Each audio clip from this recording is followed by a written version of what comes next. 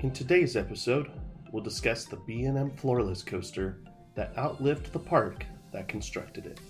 Welcome to Airtime Traveler.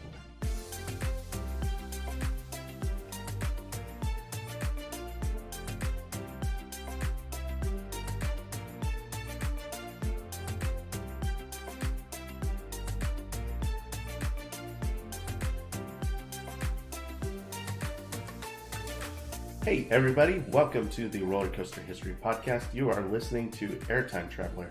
My name is Nathan Grace, and I'm joined by my wife and lovely co-host. Hi, I'm Haley Grace. And thank you so much for tuning in to episode 5. If you haven't had a chance to listen to our other 4 episodes, go ahead and go check those episodes out, either after you're done listening to this episode or go check them out right now. And also, last week we did our very first trip report. So we just got back from a trip to Kings Dominion and Kings Island. We'll be doing a trip report for Kings Island probably this week. We'll record that. But for now, you can go and listen to our trip report from Kings Dominion and hear about our experience that we had there. It was a lot of fun. It was so much fun. Yeah, we had a good trip at Kings Dominion. And today we are going to be talking about one of the roller coasters at Kings Dominion. So if you've never tuned into the podcast, so we each episode, we take one roller coaster and we dive into the history of that individual roller coaster. I am a roller coaster enthusiast and have been for a long time, and my wife Haley is a member of the GP, or the general public, and so she doesn't know the history as much as I do, and so I'm here to share the story with her and with all of you guys.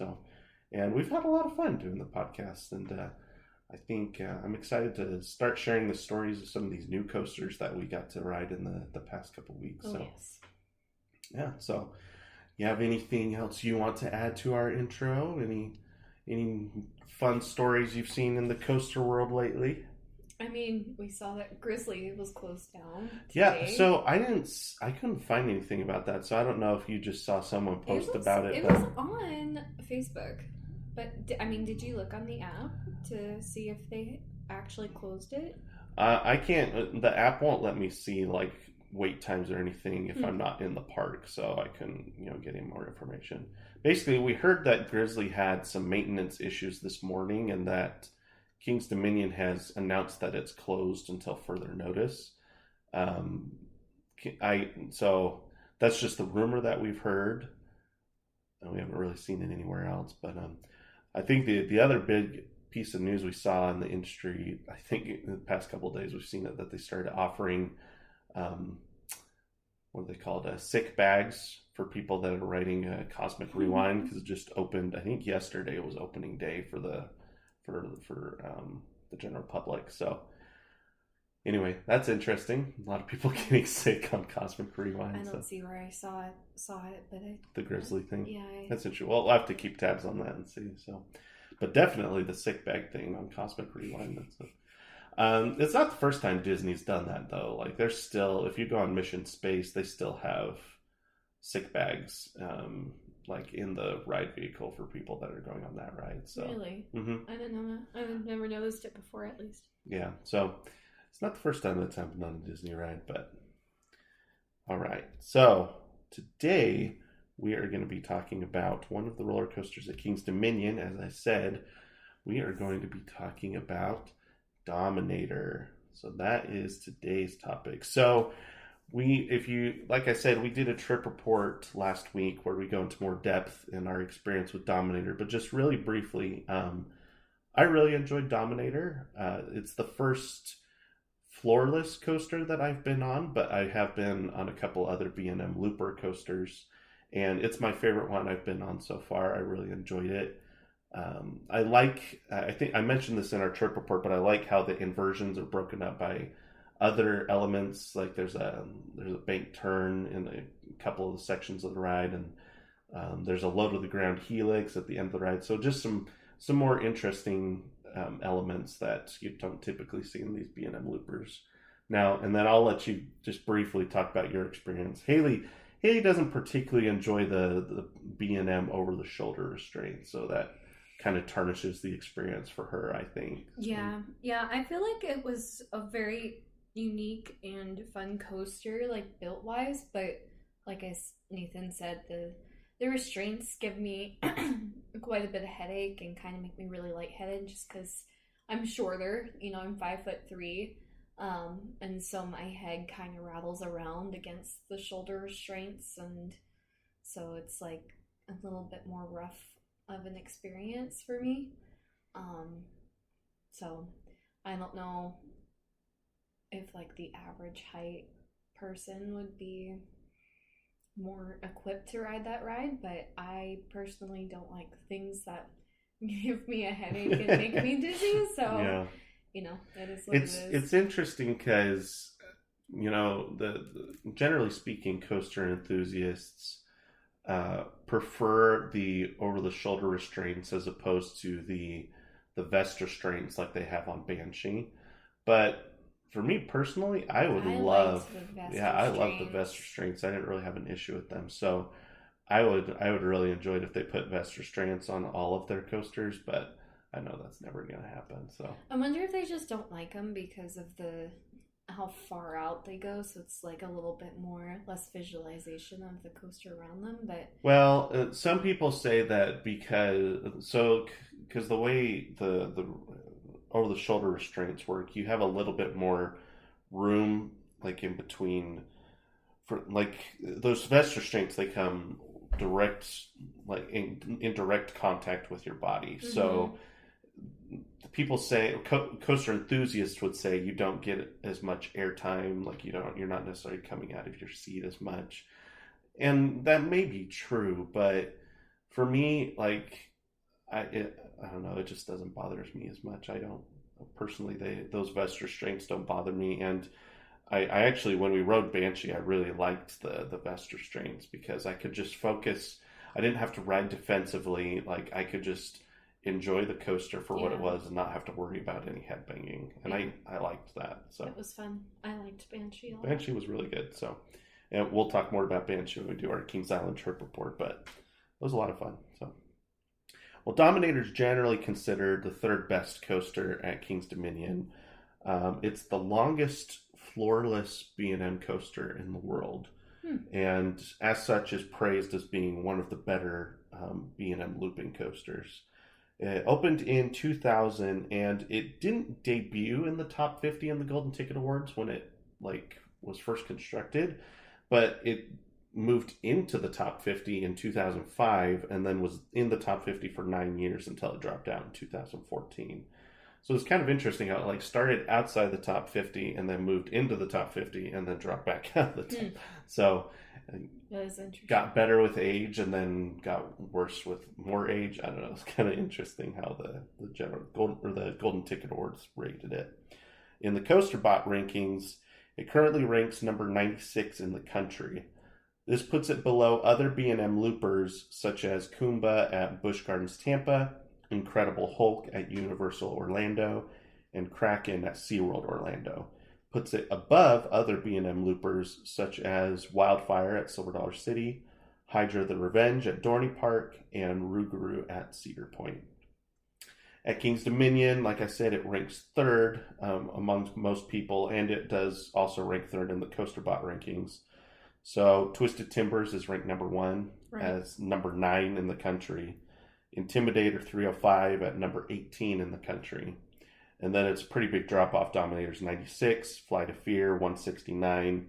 And then from there, Racer 75, Backlot Stunt Coaster, Grizzly, Reptilian, Anaconda, Apple's Apple, Woodstock Express. And then Toonbeely is new, so it's not in the Coaster Bot rankings yet. So that's just a little brief history, a little bit about, or not so much history, but about what other people's experience with Dominator is. So now let's talk about the history behind Dominator.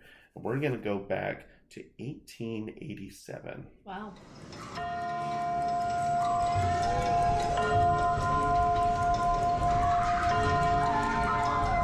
Alrighty, 1887. Why so far back, you ask? Yeah. Why all the way back to 1887 for a steel coaster?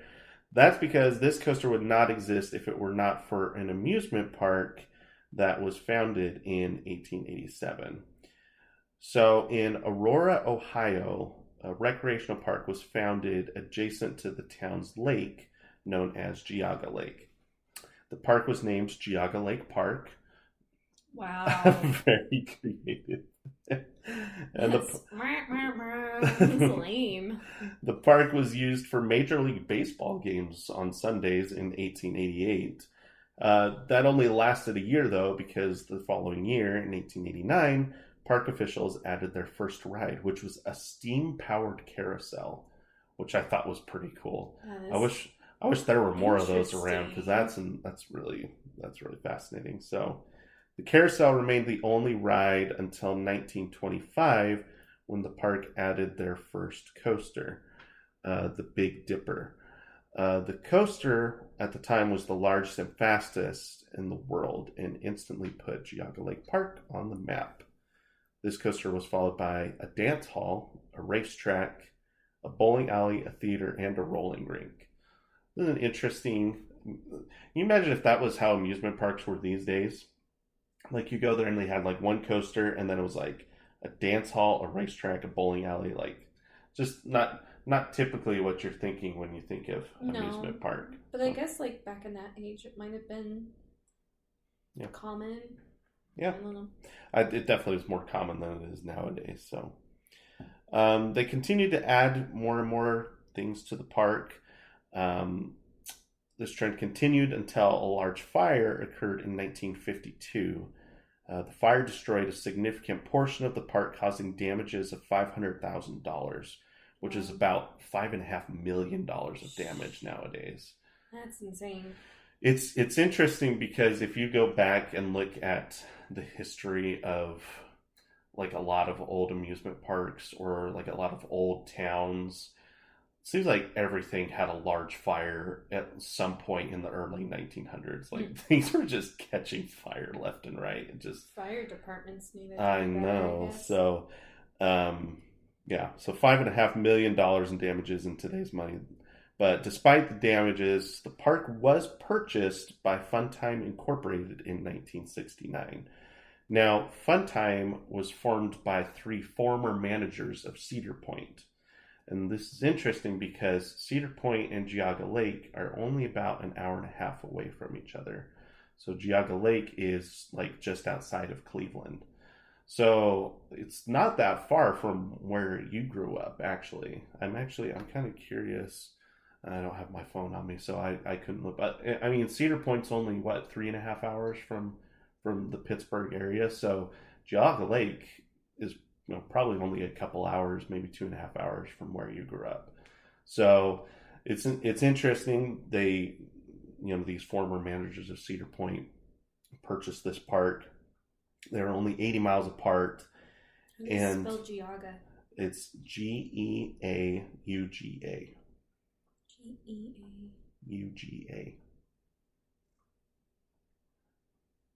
I'm very curious. Yeah, I'm being interested to see how far it is from your neck of the woods. I bet it's only 2 hours, 2.5 hours. So, but yeah, these former managers of Cedar Point, they wanted to build a park that could compete with Cedar Point for the Cleveland market. 2 hours, 22 minutes. There you go. So not that far from your neck of the woods. So in 1970, Funtime had owned the park for a year at this point, and here's just some early pictures of the park. So you can see this is these old timey vehicles. This was like an old postcard of the entrance of the park, and you would like enter underneath one of the hills of the coaster, which was kind of cool. Kind of like how Cedar Point has it now, right? Isn't that interesting? Yeah. So, but obviously back then, Gatekeeper wasn't at Cedar Point, back when this was going on. But it is interesting the comparison there. So in 1970, the now owners of Geauga Lake convinced SeaWorld to come in and build a park right across the lake from Geauga. So Geauga Lake it's like an actual lake that's in Aurora, Ohio. And Geauga Lake Park was on one side of the lake, and they convinced SeaWorld to come in and build a SeaWorld park on the other side of the lake. Is it still there? Well, we're going to get into that. So, Sorry, getting ahead of myself.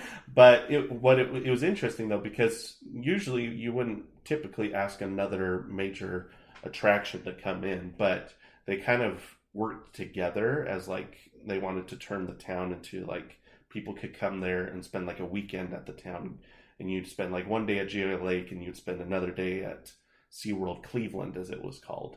And so they had like ticket bundles, and like they kind of worked hand in hand together.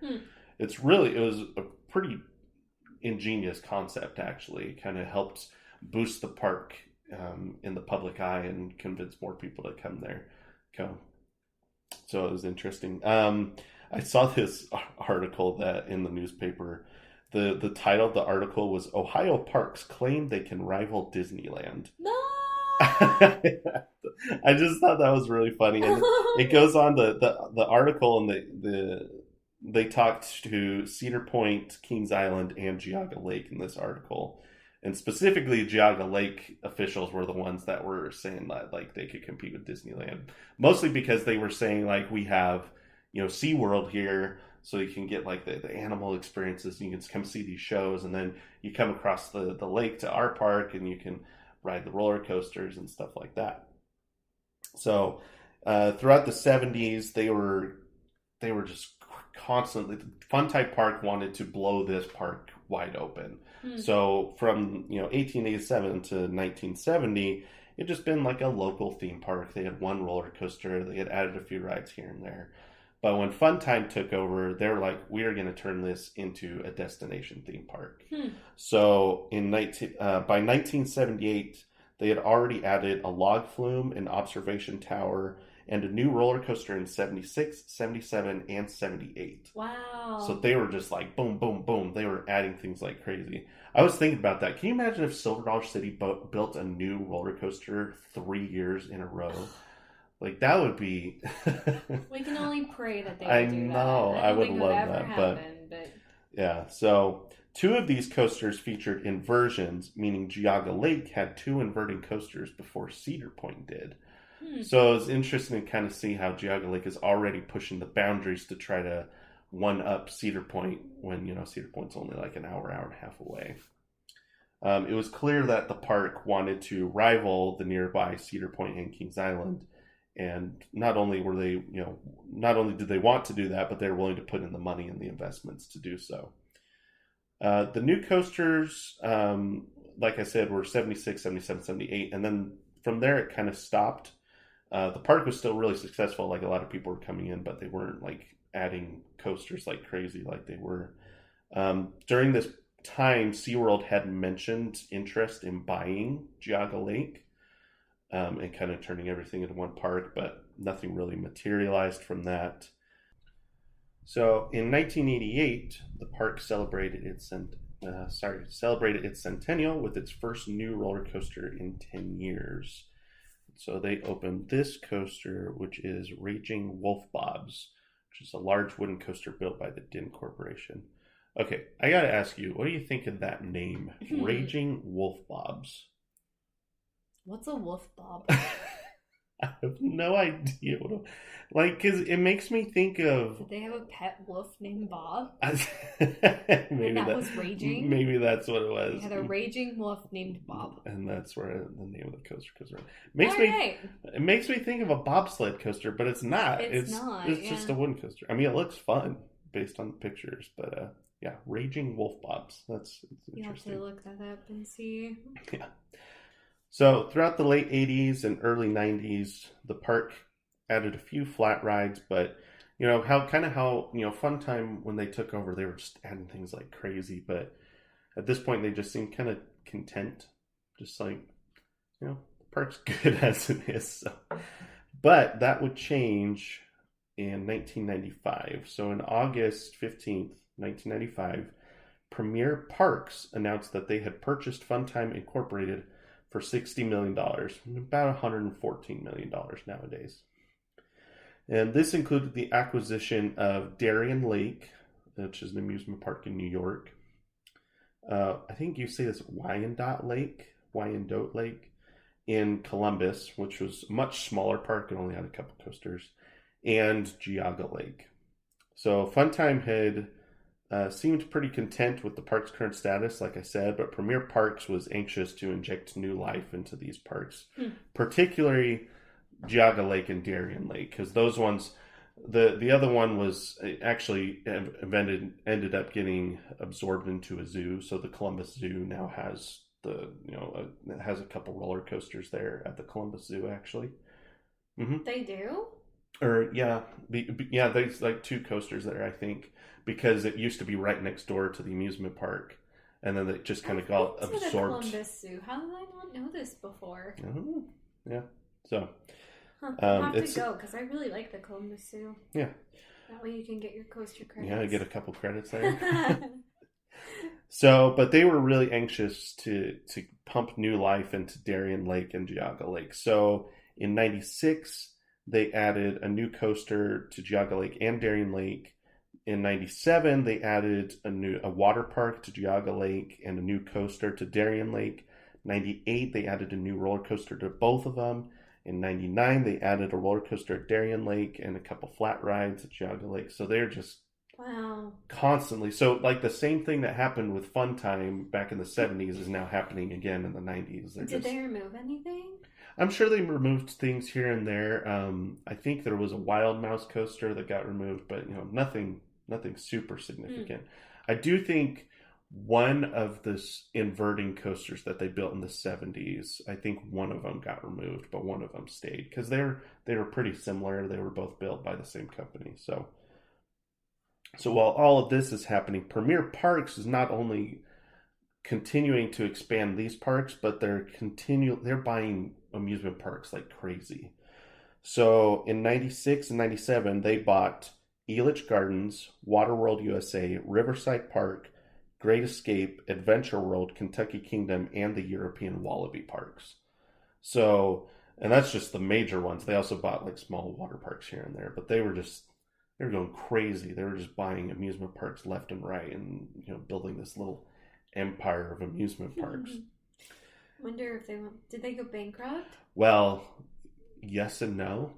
we'll get to that. So I was gonna say that.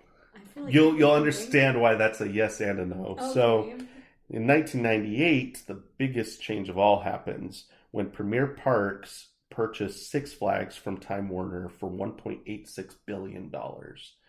So Time Warner, Six Flags had been struggling for the past decade. It wasn't looking good, and Time Warner was eager to get rid of it and not have to worry about the amusement park industry anymore. So Premier Parks bought all of the Six Flags properties, so all of the parks that they owned, and now had the rights to Six Flags. So they actually, instead of rebranding all the Six Flags parks to be Premier Parks, they took the Six Flags name and so now Premier Parks is called Six Flags. So I think they figured that was just easier to brand it that way. Like people recognize the Six Flags name. Yeah. So when they did that, they began to rebrand their parks that they already owned. So Darien Lake became Six Flags Darien Lake. Same with Elitch Gardens and Kentucky Kingdom. Riverside Park became Six Flags New England. Wallaby Flavo became Six Flags Holland. Adventure World became Six Flags America, etc., etc. So are they all still there? Most of these parks are still there, yeah. Huh. So, and most of them still carry the Six Flags moniker these days, because Six Flags, most of these, I'm just kind of looking through them. Kentucky Kingdom isn't, Elitch Gardens isn't, because Kentucky Kingdom's actually owned by Hershey now, which is Silver Dollar City and Dollywood. But it was at one point, it was Six Flags Kentucky Kingdom was the name of the park. So, but yeah, Six Flags New England, that's the new name of the park and still is to this day. Six Flags America, still the same way. So some of these changes are still in effect to this day from this purchase in 1998. And now lastly, and most important for our story, Geauga Lake was rebranded as Six Flags Ohio. And as part of this major overhaul, Six Flags was going to add 21 new roller coasters across the whole chain. So all these new parks, they were adding 21 coasters. This included 4 new coasters that came to Six Flags Ohio just in the year 2000. and 20 other rides. So they just literally they took this park, and I think I read that they invested $40 million into the park in one off season, which is crazy. So here are the four coasters that they built. So they built the Villain, a CCI wooden coaster. They built, what is it? Superman Ultimate Escape, which was an intimate impulse coaster. They built Roadrunner Express, which was a family coaster. And then Batman Night Flight, which was a B&M floorless coaster.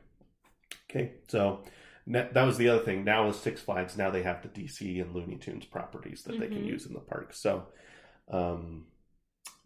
Six Flags is rapidly increasing the size of Six Flags Ohio. And as this is happening, SeaWorld is kind of transitioning, like not just SeaWorld Ohio, but all of the SeaWorld properties are kind of transitioning from getting away from marine park to full-blown amusement park. So they start constructing new roller coasters, which to this point SeaWorld hadn't built any like big attractions other than, I think we talked about Journey to Atlantis in our first episode, which was that water coaster. I think that was built in 97, 98. Okay. So that was like their first roller coaster that they had put into SeaWorld Orlando. And then from here, they start building more roller coasters. And this is in 2000. So around the same time period that all this is going on. However, SeaWorld was a little nervous about the Ohio market because of Cedar Point and Kings Island. So, and Geauga Lake right next door. Or not Geauga Lake, it's now Six Flags Ohio. Yeah. So SeaWorld was kind of like, there's no way we can compete with all this. Like, we're already way too far behind in the coaster game. So instead, they offered to buy Six Flags Ohio. So they're like, what if we just buy the coasters and everything there, and we'll just kind of absorb that into one park? Six Flags said no, but instead they counter-offered and said, what if we buy SeaWorld Cleveland? And SeaWorld accepted. So that's why there's no longer a SeaWorld in Cleveland, because in 2000, Six Flags bought it. And so now everything around the whole lake is now one big amusement park. And as part of this, they rebranded the whole park. Oh, sorry, here's a map of Six Flags Ohio before the purchase happened. Okay. So then after the purchase, they rebranded the whole park as Six Flags Worlds of Adventure. So, and the idea behind it was they marketed it as 3 parks in one. So, because there was a water park there, they had the typical amusement park, and now with the acquisition of SeaWorld, they now had a marine life park. So they kind of advertised it as like 1 park or 3 parks in one, and 1 park, 3 experiences type of thing. And so the whole Worlds of Adventure name was kind of to mimic that. Yeah, to like combine it all. Exactly. So Six Flags rebranded the park. At a size of 700 acres, Worlds of Adventure was the largest amusement park in the world at the time. So by comparison, Cedar Point is about 350 acres, so about half the size. And Animal Kingdom, which is massive, even though most of it is like the fields and right. like the, what's the ride? Kilimanjaro. Thank you. So Kilimanjaro Safari takes up a large portion of Animal Kingdom's land, but Animal Kingdom's total property is 580 acres. So this is even bigger than Animal Kingdom. So this park is huge. And that becomes a blessing and a curse, as we're going to get into. So, but to celebrate the new, addition, they added another coaster in 2001. So Six Flags just spending money left and right at this point, right? I was going to say, that's a lot of cash. Yeah, they are just... a lot of cheddar being put into it. They are pumping money into this park. And the SeaWorld side became known as the wildlife area. I think I have a map here. So now all of this on this side of the lake is basically all the SeaWorld stuff. So you can see here's animal adventure. What else? There's the wildlife. So the weird thing about how the park was set up, because it was 2 separate parks essentially, is it actually had a north gate and a south gate. So you can see it says north gate here and south gate down here. So you could enter from multiple locations in the park, which was probably good considering how big it was, but Right. also could be confusing for some Right. people. So, and then they built this big, long wooden bridge right here so that there was a way, like, so they had to build a path here, obviously, to get you from one park to the next. And then they had to build this bridge across the lake so that you could get, basically turn the whole thing into a big circle. Circle, yeah. So let's see. SeaWorld became the wildlife area. In 2001, the park had plans to construct a 200-foot hypercoaster on the SeaWorld side of the park, but those plans were abandoned due to height restrictions. I guess on the north side of the lake, they got approval to build rides, 200, 300 feet.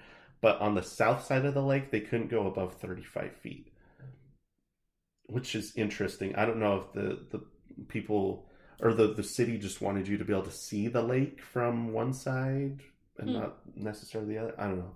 That was just some of the zoning restrictions that they had to deal with, which some people say that's why SeaWorld eventually decided to sell the park, because even if they wanted to build roller coasters, they couldn't, because they were all, SeaWorld was completely on that end of the park and had the more strict zoning restrictions. The park, like I said, the park market itself is 3 parks in one. Many saw it as Six Flags' attempt to be the Disneyland of the North, because you had Disneyland in California, Disney World in Florida, but there wasn't like a huge park up in the north. I mean, Cedar Point, I guess, but Cedar Point's more like a coaster thrill park. They were trying to make this like a family park, like you could bring the kids to do the Looney Tunes stuff, but there was also big coasters for you, and then you could go to the SeaWorld stuff and do things all together as a family. So it was an interesting, like they were trying to market this. Sounds like fun, right? It's an interesting concept, and Six Flags is really trying to make this a big investment for them. As the next several years go on, Six Flags is still continuing to struggle. The chain had, like we've been talking about, the chain was adding rides and attractions like crazy, not just to this park, but all the parks. Because like I said, in 2000, they bought 21 coasters alone. Yeah. And they were continuing to do that over the next several years. But ticket sales were not compensating for the amount of money that they were paying for all these new attractions.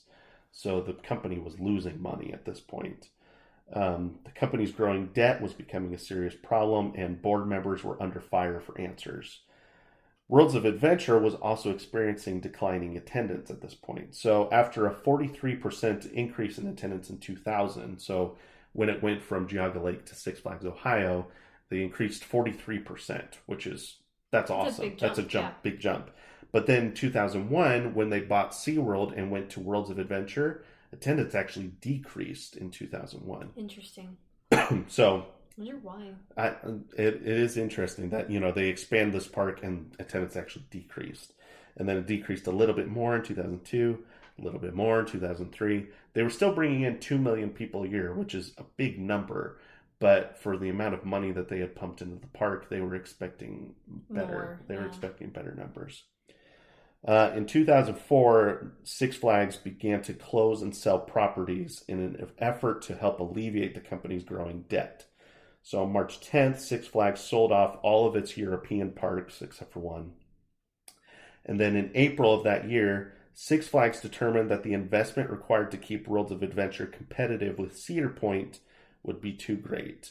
And so that mixed with the amount of debt they were in, and they were desperate to find ways to pay off some of their debt, they decided to sell Worlds of Adventure. Any guesses who they sold it to? Cedar Fair. They did. They sold it to Cedar Fair for $145 million. Now, this is where things get really interesting, because people were immediately very suspicious of Cedar Fair buying a park that was that close to their flagship park, right? Yeah.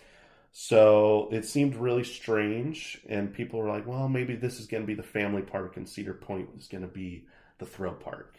And that's kind of how they'll brand it. So following the purchase, Cedar Fair had to drastically overhaul the park, because they don't have rights to the DC characters or Looney Tunes or any of that. So they had to start changing all these rides. here's a picture of before the purchase, just to give you an idea of kind of what the park looked like. You can see there's that big long wooden bridge that they built, and so all the big tall rides on the side, and then this. What's the field? Stuff. That massive field back here. Yeah, that's the park. Those are the parking lots. Oh, okay. Yeah. So, and then there's more parking like down here for the SeaWorld side of the park. So, so they start rebranding all of these rides, and so they rebranded Superman Ultimate Escape as Steel Venom, Roadrunner Express as Beaverland Mine Ride, and most importantly, Batman Night Flight became Dominator. So that's where our story comes in. That Dominator that is at Geauga Lake is the same Dominator that sits at King's Dominion today. Really? Mm-hmm. Is it? And it's like not a replica. It's like the same exact thing. It is the thing. same. So let's talk about how this happens. Interesting. Okay. So after Cedar Fair's acquisition, their first order of business was to remove the marine park and replace it with a brand new water park. So Cedar Fair doesn't have any parks that do any kind of animal. Like Six Flags has a few. Six Flags has one in New Jersey and one in California that have like zoo type elements and some marine park stuff. So Six Flags was equipped to deal with that, but Cedar Fair didn't want to touch that. So when Six Flags sold the park, Six Flags took all their animals and moved them to other parks in the chain. And Cedar Fair just leveled all the SeaWorld stuff and put in a water park instead. So at that point, they renamed the park back to Geauga Lake. So it was just known as Geauga Lake. But then they added Wild Water Kingdom, which was the new water park. So it was, I think the official name was Geauga Lake, and Wild Water Kingdom was the full name of the park. So, and it seemed like they were moving it to be like a family-style park with the addition of a water park. So, unfortunately, over the next several years, attendance took a steep decline. So, while World's Adventure, I told you, had been about 2 million guests in 2003, in 2004, after they had purchased Geauga Lake, attendance dipped below 800,000. Wow. So, huge drop in attendance. That is major. Mm-hmm. So, following the 2006 season, Cedar Fair, so this goes on for a couple more years, that the attendance is 800, 750,000 a year. Not great. So in 2006, Cedar Fair made the decision to remove 2 coasters from Geauga Lake and relocate them to other parks in the chain. So X-Flight, which was the most recent coaster, was relocated to the newly acquired Kings Island. So I think they bought Kings Island and Kings Dominion in, it was either 2005 or 2006, I think so. I'd have to go and check, but it was during that time period that they had bought them, and as well as some other parks, but those are the 2 that are most pertinent to our story. So they moved X-Flight to Kings Island and renamed it to Firehawk, which Firehawk is no longer there, but it used to be where Orion is now. Okay. So they removed it, I think, in 2018. So. And then they moved Steel Venom over to Dorney Park, and Steel Venom still runs at Dorney Park to this day. It's now called Possessed, is the name of the coaster now. So Geauga Lake still had 8 coasters, but the removal of coasters is never a good sign for an amusement park. Right. I try to imagine what that would be like if Silver Dollar City just announced that they were removing, I don't know, if they're removing Powder Keg and sending it to another park. Like, that would be crazy. It would be depressing. It'd be really sad. Like, if it was your favorite ride at, Geauga Lake and they just sent it off to another park, like, that would, that not only would that be sad, but that would make me nervous. So, but nothing had been, like, made official. Like, Cedar Fair, the park was still open, obviously, and people were still coming, and Cedar Fair hadn't made any announcements. So, Geauga Lake opened as normal for the 2007 season, and then they were open all the way through. They had decreased the schedule, so it was just from Memorial Day to Labor Day was when the park was open. So the park closed for the year on September 16th, and just 5 days later, with no warning, Cedar Fair announced that Geauga Lake would never open again. Oh my gosh, could you imagine that? Like, That is wild. To not even like we talked.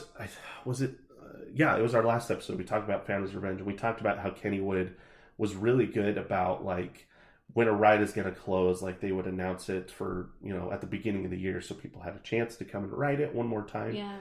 Can you imagine if that happened for a whole park? Yeah. Like just hey, Yeah, we're not going to open again. Oh my gosh. That is crazy.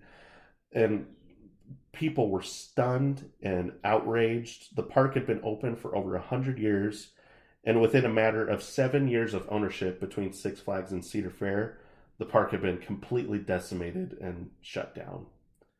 It's one of the craziest stories. Cedar Fair immediately began relocating rides where possible. So Thunderhawk was sent to Michigan's Adventure, Headspin went to Carowinds, and lastly, it was announced that Dominator would be moving to King's Dominion for the 2008 season. And unfortunately, many other coasters would meet a bitter end. While some coasters were relocated, some were not.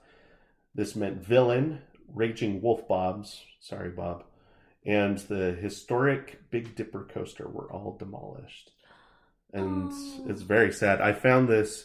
So here's the fate of Geauga Lake's coasters that I found. So Beaver Lake or Beaverland Mine Ride was sold to a park in France. Big Dipper was listed for auction on eBay, failed to receive a bid. Like just nothing. Like they just demolished it. Didn't get any compensation out of it. Dominator was relocated. Double Loop was demolished, sold for scrap for $25,000. Headspin is at Carowinds, still there to this day. What else? Raging Wolf Bob's was demolished, purchased for $2,500 for scrap. Oh my gosh. You and I could have bought the scrap of that roller coaster. That is insane. $2,500 and that's it.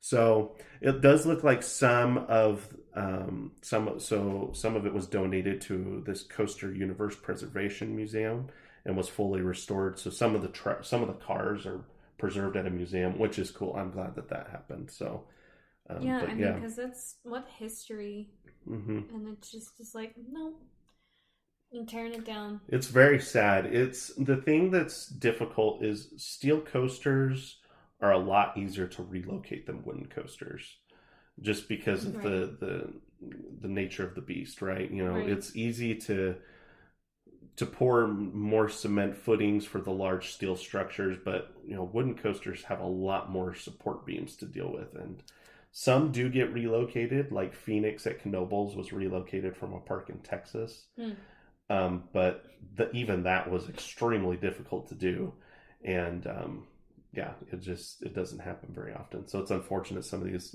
old wooden coasters that they just demolished, and that's the end of it. So it makes me sad. It actually happened in Branson. There was a park called Celebration City. I don't know, have I told you about this? That was owned by Hershend, but like there just wasn't enough demand for two major parks in Branson, and so when they closed that park down, the steel coaster that was there they were able to sell to another park, but the wooden coaster, Ozark Wildcat, they just tore it down. It doesn't exist anymore. It's crazy. So Villain also sold to Cleveland Scrap for $2,500. Crazy. So, and then like we said, Steel Venom was relocated, Thunderhawk relocated, and X-Flight relocated. So that is crazy. There's been a lot of debate about what Cedar Fair's true intentions were with Geauga Lake. A lot of people have accused Cedar Fair of purchasing the park purely to get rid of competition. Interesting. So rather, because if you to think about what the alternative was, if Six Flags had put Worlds of Adventure up for sale and Busch Gardens had purchased it, oh man, like that would you'd have the major Busch Gardens park an hour and a half away from Cedar Point. That is not what Cedar Fair would want at all, obviously. Right. Or if Hershend had bought it, it would make sense that Cedar Fair would purchase the park, but also to purchase it just to run it to the ground is, I don't know. And obviously there's, no one's admitted to anything. Cedar Fair won't admit to it. Right. So they it's never will. yeah, it's all speculation. So it is really interesting to think about. I watched this video yesterday, and basically their conclusion was they don't think Cedar Fair bought the park with the intention of running it to the ground. Otherwise, they wouldn't have built a water park there, right? Their opinion is Cedar Fair bought it, and they figured if it turns a profit and we can keep Cedar Point and this park separate, then great. And if it doesn't, then we'll just move the rides to other parks. Huh. And I mean, they only bought the park for $145 million, which really is not that much for how big the park was and how many coasters they got out of it. Yeah. It's really $145 or $145. $145 million is not that much. So it's interesting. It's a story that's talked a lot about in the industry, is the fate of Geauga Lake and whether Cedar Fair's, what their true intentions were in purchasing the park. Mm-hmm. So, as announced, Dominator was moved to King's Dominion. It received a brand new paint job, logo, and beautiful new plaza, which I think that plaza looks great. I like that. I was just looking at the logo for the old Dominator. I like the new logo a lot better. Do you have a picture of the new logo? Let's see. I had it at the front here. So I mean, that's the new logo. Oh yeah. So it looks just a lot more modern, a lot cleaner. It looks really good. So, so yeah, that's what it looks like nowadays.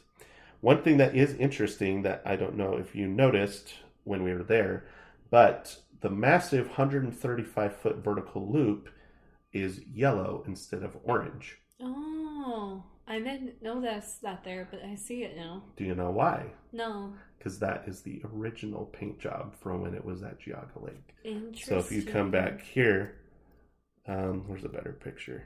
You can see it. Here it is right here. Yeah, while it's at yellow. Geauga Lake. It's yellow because its original theme was Batman. And so when they changed it from Batman to Dominator, they just kept the same paint scheme. So it was like a yellow and blue. So when they brought it to King's Dominion, they painted it orange except for the loop, kind of to pay tribute to its original history at Geauga Lake. Cool. Isn't that cool? I like that. So, and the ride still operates at King's Dominion to this day. Ride experience is as follows. Riders board 4 across 32 passenger trains. After a small drop out of the station, the train takes a right turn into the 157-foot lift hill. After a small pre-drop, the train takes a diving turn to the right as it drops 148 feet at 65 miles an hour. Riders then enter the 135-foot vertical loop, which is actually the 3rd biggest vertical loop in the country, which is cool. Exiting the loop, the train follows a low-to-the-ground bank turn to the right, followed by another bank turn to the right that goes up and over the station. The train exits the turn and hits a cobra roll, followed by an upward turn to the left into the mid-course brakes. Following the brakes, the train follows a small drop before entering the interlocking corkscrews. After running through both corkscrews, the train follows a small upward turn to the left before diving into a low-to-the-ground bank turn. The track then goes through a small S-curve before jumping over a small hill into the final brakes. Now, I was looking at articles to kind of see this area, so the Virginia area's response to Dominator being opening at King's Dominion, and I saw this article where he was talking about the announcement that Dominator would be opening, and the article kind of posed it as like a brand new coaster. He didn't make any mention of it being relocated from another park, which doesn't necessarily mean he was hiding anything. It just means, he may have not known. King's Dominion obviously wouldn't make it obvious in their announcement, like, hey, we're getting this hand-me-down from from a park that shut down in northern Ohio. That's they would obviously not do that. So, but the funniest part about it was, so I read that article, and then I found an article like a week later where it was like people were responding to the editor, and like the editor would put their responses in the paper. this guy is clearly a coaster enthusiast, because listen to this comment. It says, regarding your brief article this past Wednesday about King's Dominion's new coaster, Dominator, it is not new, as the article suggested. It is in fact a used Bollinger and Mabillard floorless coaster from Geauga Lake in Ohio. Cedar Fair, the owner of King's Dominion, closed Geauga Lake at season's end last year. And he just goes on this spiel, and I just I just totally hear this coaster enthusiast like push up his glasses like, well, actually, this is not this is not a You're new not coaster. that bad. Oh, I'm not that bad. That's No. good. The editor's response is funny too. It's like, fascinating update. Thanks for the input. I guess we'll have to call Dominator quote unquote new to us roller coaster. Hope that you'll get to enjoy it when it's up and running. So I thought that was funny. Just this coaster enthusiast making sure the editor got his facts straight. Of course. That's important. Yeah. So, ever since its opening at King's Dominion, Dominator brings in large crowds due to its prominence at the front of the park.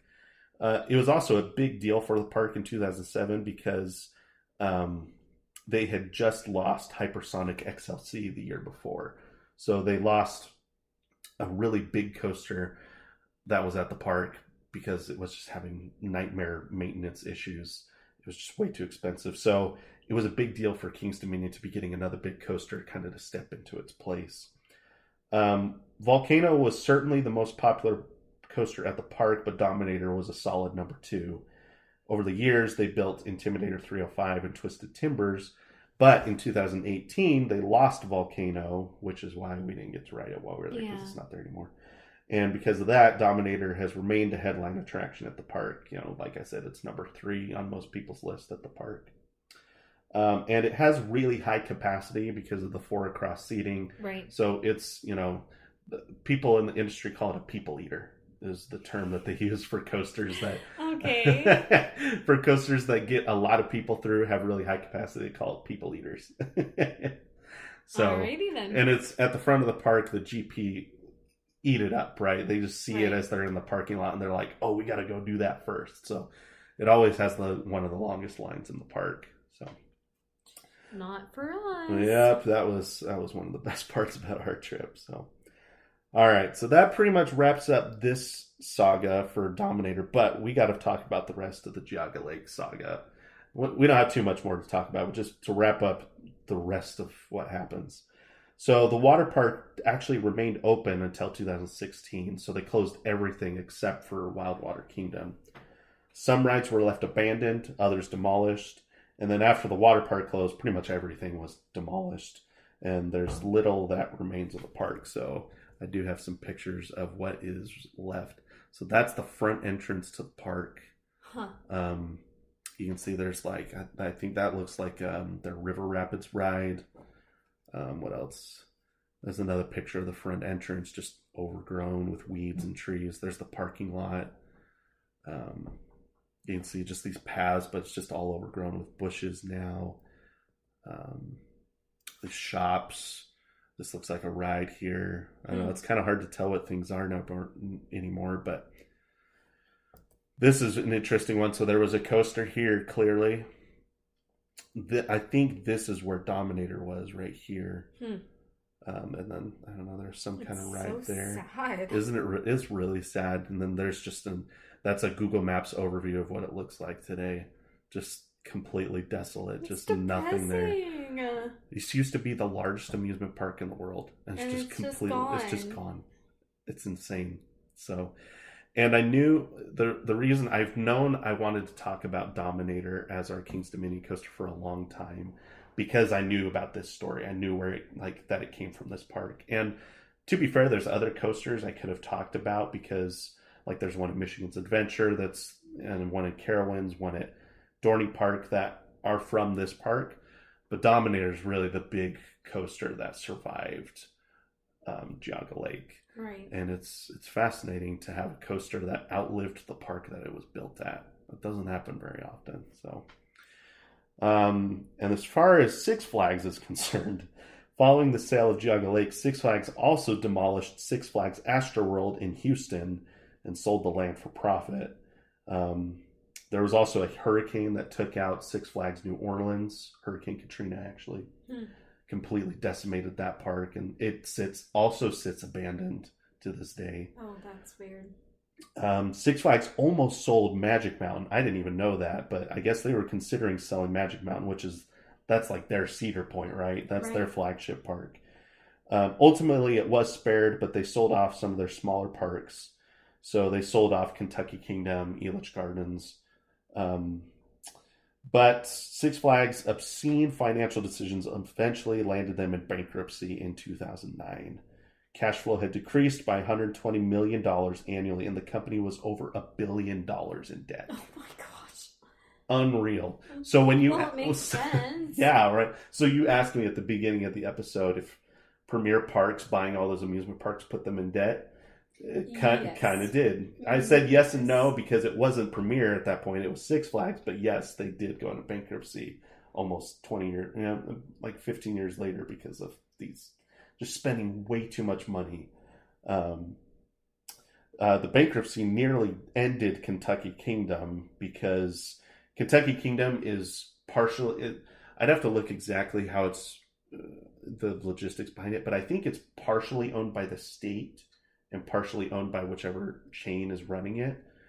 And so, like, Six Flags in the state of Kentucky were just... button heads. Yeah, it was bad. And the park actually, I think, closed for a year, but then it was bought by somebody and kind of revived. And then it survived COVID barely, and then Hersham bought it last year. And so with Hersham buying it, it should be in a good spot now. Like, it should, now it's owned by a major chain. That's one of the parks you really want to go to. It is. Like, because we love Silver Dollar City, I want to check out the other Hersham parks. So Dollywood and Kentucky Kingdom are high on my list to go check out. So Six Flags did eventually recover. The board of directors was completely reformed in 2010. Since then, the company's purchasing habits have been much more calculated and conservative. Almost to a fault. Like, a lot of people say that Six Flags doesn't build anything exciting anymore. Like Toonbeely that we went on at King's Dominion. Yeah. Six Flags has bought like probably 12 or 13 of those, just putting them in all of the parks because they're cheap, they're easy to clone, and they're a crowd pleaser. Yeah. So, but for an enthusiast, not that exciting to see the same coaster put into every park in the country, right? So they have really changed their focus from coaster enthusiasts to focusing on the GP, which, if I had to say before I was an enthusiast what my opinion of Six Flags was, yeah, that's probably the opinion I would have had, is that they're all the same, they all have the same rides, which isn't true, but that's just the perception that I have of Six Flags parks before I was an enthusiast. So last thing, on August 25th, 2020, it was announced that there was a construction company that is actually, from what I hear, has purchased the land that Geauga Lake sits on and is planning on turning parts of it into housing developments. And in honor... it is like prime property. I mean, right on the lake. I'm surprised it's taken this long for Cedar Fair to sell the land. But the company that's doing it said that they were going to name some of the streets Carousel Court and Dipper Way, kind of pay tribute to the old rides that used to be there, which I like. So hopefully, it'd be cute if they even put just a little carousel or something . Yeah, so be cute.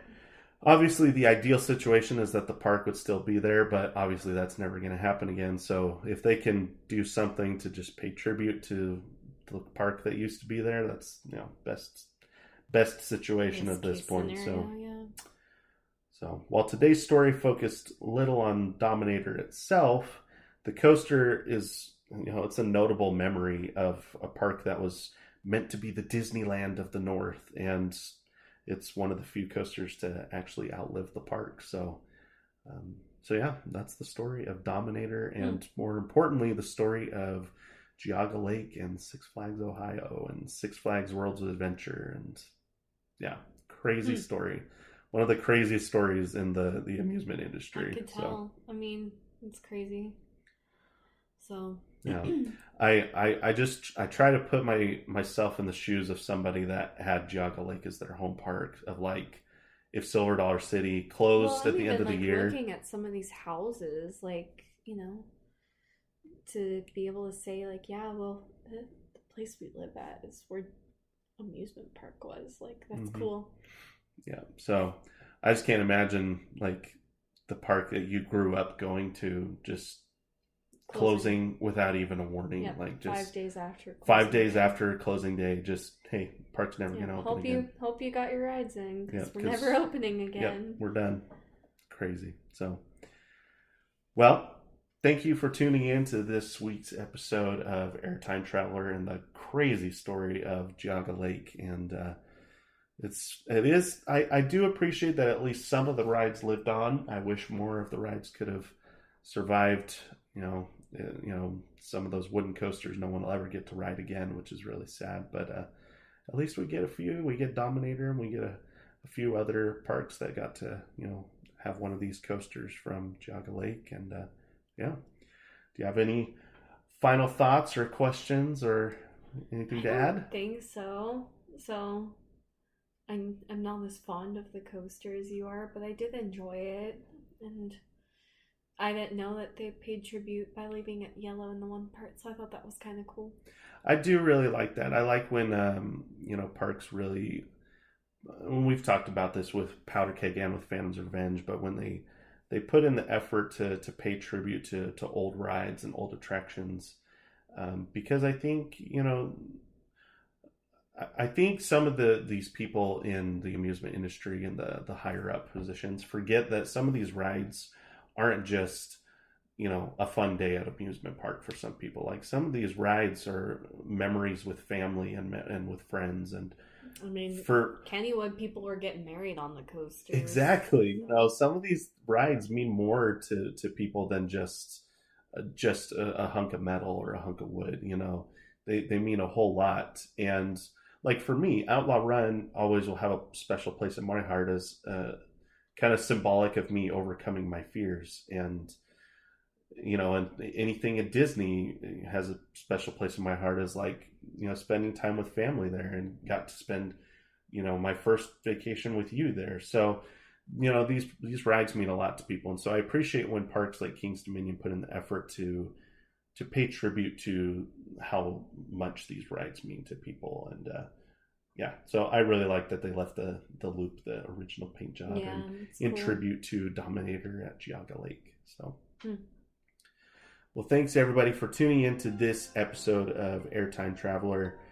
Hope you learned something. Hope you enjoyed that crazy story. And I actually don't know what park I'm going to talk about next time. So, not going to talk about Kings Island?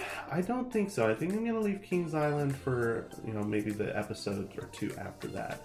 I thought about maybe doing something from Universal, because we did get to go to Universal for a couple days. So thought about doing something there. Maybe I'll go back to Disney, but I won't go to Magic Kingdom. I'll do Hollywood Studios or Animal Kingdom. I don't know. I haven't decided yet, but we'll have something new for you in a couple weeks. So be sure to follow us on Spotify, and so that way you're notified of any new episodes. Sometime between today's episode and the next episode, we will do a trip report of our experience at Kings Island. So you don't want to miss that, because we got a lot to talk about. A lot of coasters, a lot of awesome experiences. A couple things to complain about too, but that's okay. You know, I think parks has its, you know, perks and not so perks. Yeah, no park is perfect, and that's okay. So I don't know. Disney's pretty perfect. I don't know. The prices are. I could complain about prices and lightning lanes, and I guess that's true. It's just too complicated nowadays. So it's but you know, the experiences. I love the experiences at Disney. I just wish it could go back to the old days where all you had to do was book your fast pass in advance and you're good to go. Yeah. It's not that easy anymore. No. So that's okay. Like I said, every park has them. So be sure to also follow us on Instagram and Twitter. Our handle is just @Airtime Traveler, all one word.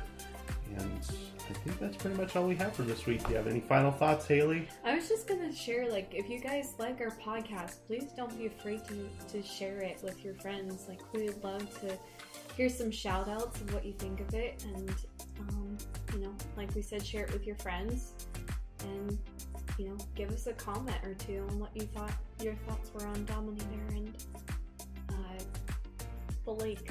Oh, if you had a chance to go to Geauga Lake or Yeah. Worlds of Adventure before it closed, love to hear your experience with that, because neither of us obviously had a chance to go before all this went down. So I wish I did. If it was, I guess your wife at that point, then maybe I would have gone. But I'm curious to know if Dominator runs, like if somebody's had a chance to ride Dominator before and after the relocation, like was it better beforehand? Is it about the same? Is it better now? I don't know. It'd be interesting that to would see be interesting. If somebody got to ride that pre and post relocation. So. Yeah, that'd be cool to find out. Yeah. Well, thank you everybody for tuning in to this week's episode, and we'll see you in the next episode of Airtime Traveler.